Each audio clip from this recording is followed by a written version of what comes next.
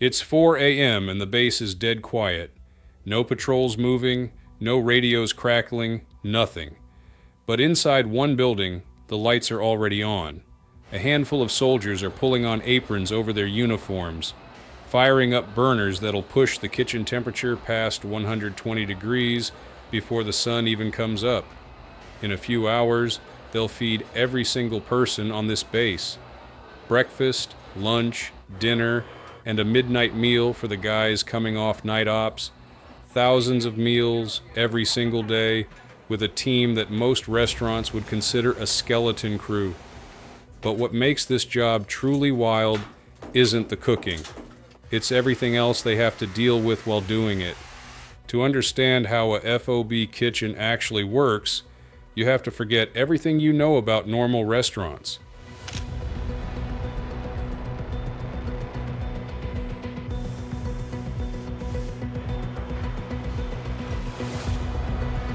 There's no Cisco truck pulling up to the back door, no running to the store when you're short on onions, and definitely no calling in sick when you don't feel like working. A forward operating base sits in hostile territory, sometimes hours from the nearest major installation. Everything on that base, every bullet, every bandage, every pound of chicken, has to be hauled in by convoy or dropped by helicopter, and the kitchen runs on whatever shows up.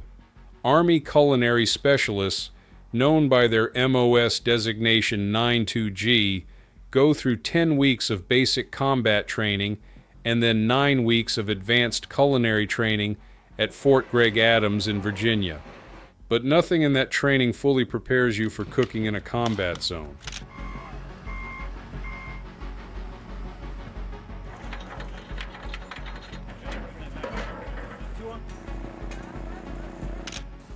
At FOB McHenry in Iraq, a team of just 14 cooks was responsible for feeding over 800 people per meal. They ran 4 meals a day, and they were 9 soldiers short of what the Army said they actually needed. Think about that for a second. 14 people feeding over 800 4 times a day in a kitchen where the air temperature inside regularly hits 130 degrees while it's barely 80 outside. Before the sun comes up, it's already 110 in there. The burners make it worse. So does the body armor. In the early years of Iraq and Afghanistan, cooks were preparing meals in full battle rattle because incoming mortar fire didn't care that you were in the middle of making scrambled eggs. A typical day for a 92G starts at 0400. That's 4 in the morning, while most of the base is still asleep. By 0500, they're in uniform inspection. By 0530, breakfast prep is underway. Pancake batter, eggs, sausage, oatmeal, coffee, all of it scaled up to feed hundreds. And the moment breakfast wraps, there's no break. The kitchen immediately pivots to lunch prep, then dinner, then the late-night meal for soldiers rotating off patrols and guard shifts. The day doesn't end until sometime after 7:45 p.m., when the facility is cleaned and extra food is set out for the night shift. But cooking is only part of the job.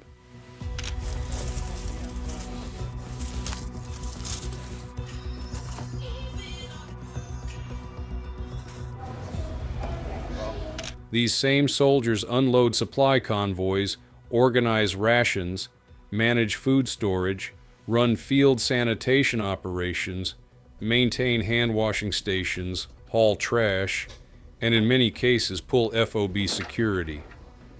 At smaller combat outposts, cooks might spend 12 to 16 hours in the kitchen and then rotate onto a guard tower for a shift. They're soldiers first. The spatula is a secondary weapon, and the food itself has to follow strict rules. Everything runs on a 21-day menu cycle, meaning the kitchen rotates through 3 weeks of planned meals before repeating. Every dish follows Army standard recipes, but the best cooks learn to customize within those guidelines, adding their own touches to make the food taste less institutional and more like something you'd get at home.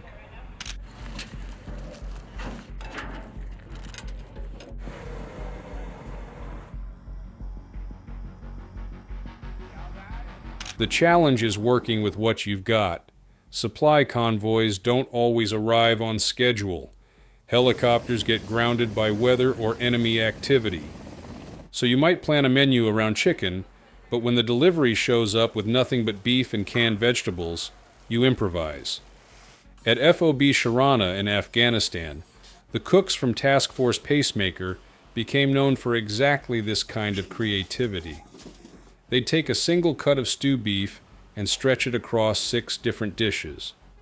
Their dining facility got so popular that soldiers from other parts of the base would walk past contracted dining halls just to wait in line for the Army-cooked meals. We dig into stories like this every week. If that sounds good, subscribe.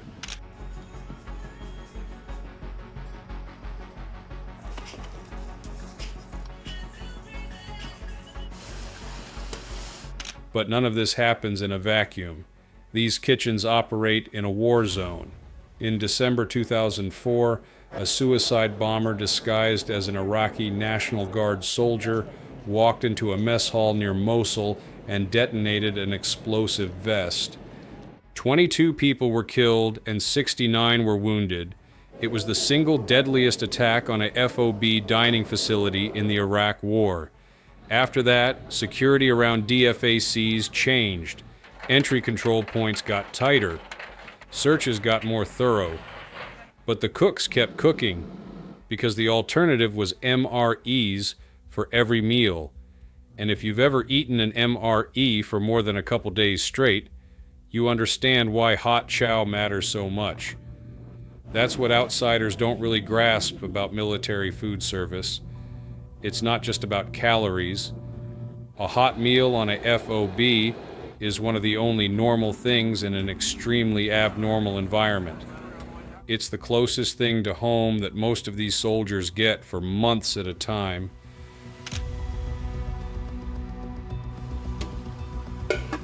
Packing requirements for the MRE are strict.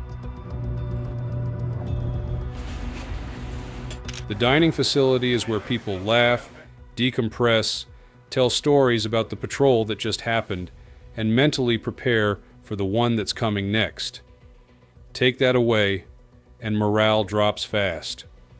Over the course of a single deployment, a small team of cooks at FOB McHenry served more than 756,000 meals.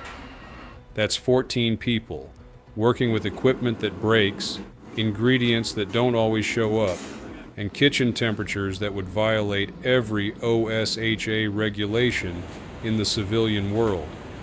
On special occasions like the Army's birthday, those same cooks would grill steaks, prepare lobster tail, shrimp, and Cornish game hens. Not because they had to, because they wanted the soldiers eating that meal to feel, even for one dinner, like they weren't sitting in the middle of a combat zone.